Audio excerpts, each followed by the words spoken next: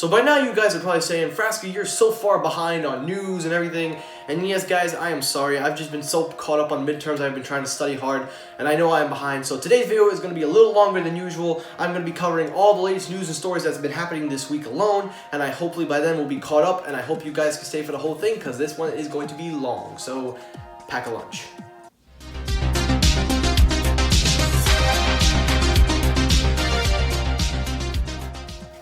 Hey, what is going on everybody? Michael here. Welcome back to another video. And I hope you guys like the new intro, the new style I'm going for my channel. I am trying to live it up. I'm trying to get some more excitement. So I decided to go nice and retro 80s style. I love that kind of stuff, guys. But welcome back to another video. And again, I'm going to cover the Apple event, the first look at the PowerBeats Pro, the in-ear headphones that I told you about, and any other related news to smartphones or anything. So let's get this started with the biggest elephant in the room, the March event. So, first off, in the March event, there was basically the new Apple. This is the new Apple that we are now going to be seeing from this day forth. And if everybody was wondering what Tim Cook's version of Apple was, this is it. Services. Yes, we get it. So this is pretty much going to be Tim Cook's new Apple. This is Tim Cook's version of Apple. No more are they going to be pushing hardware for sale. They're now going to be pushing services, which I think is a very smart thing for Apple to do because as you've seen, the market is not reacting to hardware as much. It is important to get the hardware to work with services that are embedded into the hardware as well. So let's kind of break it down real fast because I want to get you guys out of here as fast as I can. So first thing up on the chopping block was Apple News, which was related. The first thing they talked about was how you pay one fee, $9.99 a month, and you get over 300 different articles of magazines, which I think is going to be their biggest home run, along with the video subscription, which we'll get to later in this video. To me, that will be their best one because you're not only getting so much magazines, but you're also getting ones that you'd have to pay extra had you bought them outside. Now, on the one hand, I said to myself, okay, that's pretty cool because I'm not mostly a magazine reader, but I can see a lot of potential for this. Now, how this affects the other competition, I have no idea, but the price is fair, $9.99 a month, and you get family sharing included, unlike Apple Music. Why Apple? Next up was their Apple Pay. And this one, a lot of people was buzzing about this one. I thought it was okay. I mean, I'm not really going to sign up for a credit card because I already have one and I don't need an Apple card. But yes, Apple came out with their own credit card and that was pretty interesting. Now Apple wants to be your piggy bank, which is kind of cool. And there is a bunch of rewards program. If you use their payment, you get 3% cash back. That is instantly automatically enrolled into your wallet, which will help pay. Their credit card will have 3% if you buy any Apple products from the Apple Store, 2% if you use Apple Pay, and 1% if you use their brand new titanium steel credit card. Now, of course, Apple is all about the security, so they've teamed up with Goldman Sachs and MasterCard to produce this. And these are the two, and MasterCard is probably one of the biggest recognized credit card brands out there, so by teaming up with them, that is awesome. But the whole catcher with this is that there are no late fees, no penalty fees, no fees. So that is the whole gimmick. But the thing with me is, like, I already have a credit card and I already go to the bank and I'm kind of fine with what I have. I don't have any fees anyway. I pay my bills on time, so I ain't got nothing to worry about. So I don't really need it, but I can see a lot of people buzzing about it and I can understand why. So that is completely fine if you want an Apple credit card. Then we get to Apple TV, or Apple TV channels, which is basically channels that are working within the Apple TV program that'll be coming in the fall.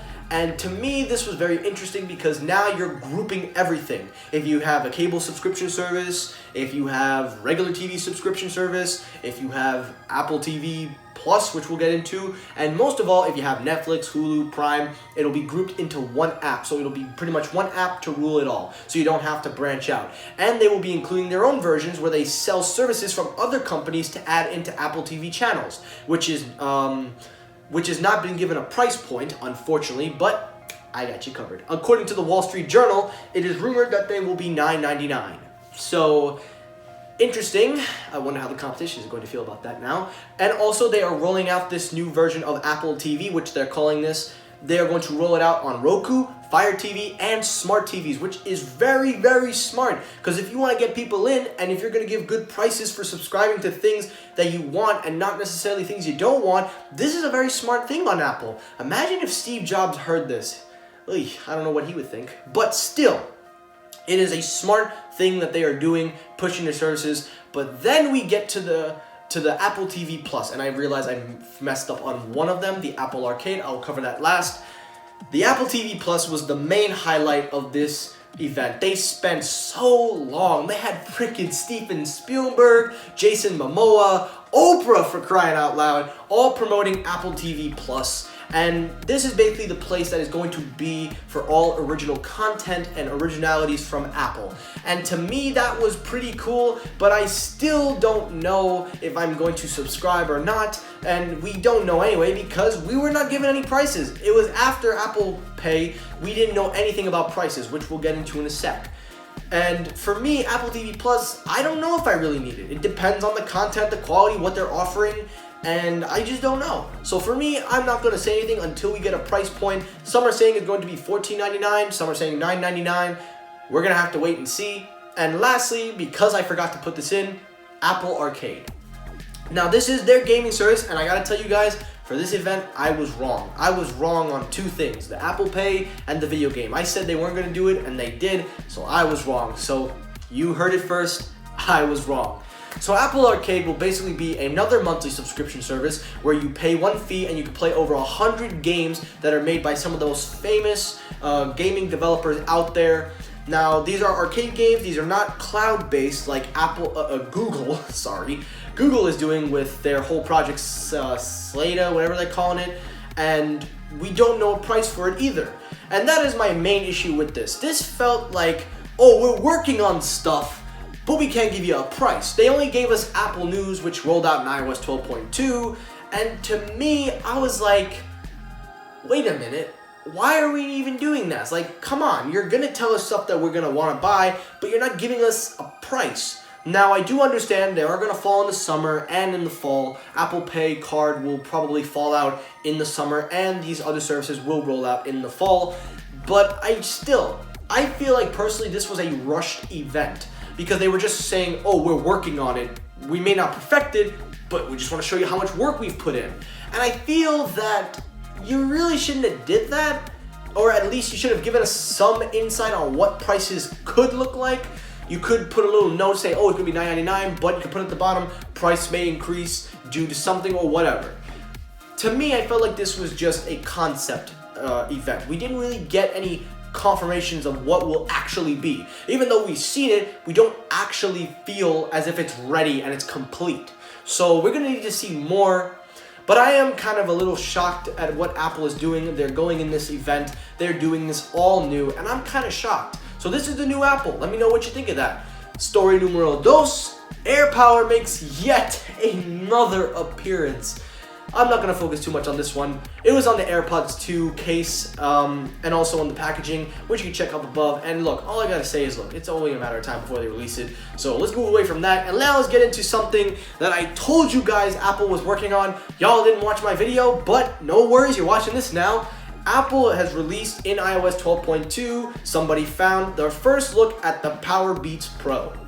Now, I was curious as to how they were going to do this.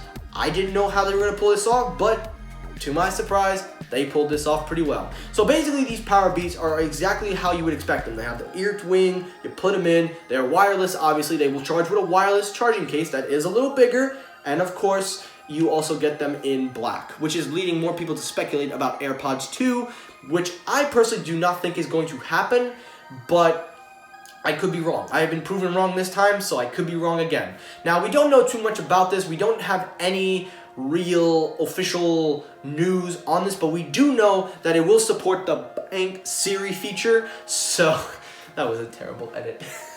We are going to get the Hey Blanks feature. I almost said it, God. And on top of that, we will most likely getting the H1 chip. And I do not know if the H1 will be in the Beats X or in any other one, but only time will tell. So that is it for the PowerBeats Pro. That is what they are calling it. And lastly, up on the article, the Samsung Galaxy S10 5G and the Galaxy S10 our Galaxy Fold. Pre-orders are starting in April 27th for the Galaxy Fold and will ship in May. As for the Galaxy S10 5G, that will be available in April in Korea, and then it will roll out into the US. Now, if you're wondering, am I going to switch? I am still on the fence. I thought I was going to do it, but I am still on the fence. However, I will tell you guys, I will be purchasing Galaxy Buds, so I will be doing a review and an unboxing. So if you are interested, stay tuned for that video coming later on in this week. So that is going to do it for this video. Thank you guys so much for watching. I hope you stayed for the whole video. If you could not, I'm going to leave time slots at the bottom. You can skip to your parts you want to see. So that is going to do it. Thanks for watching. Like, comment, subscribe, and as always, peace.